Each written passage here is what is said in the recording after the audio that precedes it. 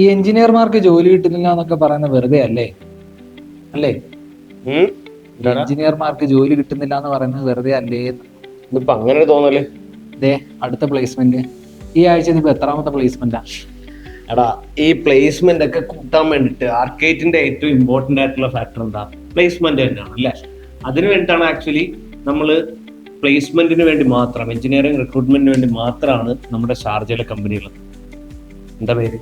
Step global corporate solution. ശരിക്കും step നമ്മൾ തുടങ്ങുമ്പോൾ നമ്മുടെ മൈൻഡിൽ ഒറ്റ കാര്യം ഉണ്ടായിരുന്നുള്ളൂ, നമ്മുടെ അവിടെ പഠിക്കുന്ന എല്ലാ കുട്ടികൾക്കും ഇൻഡസ്ട്രി ഓറിയന്റഡ് ആയിട്ടുള്ള പ്ലേസ്മെന്റ് തന്നെ പ്രൊവൈഡ് ചെയ്യും.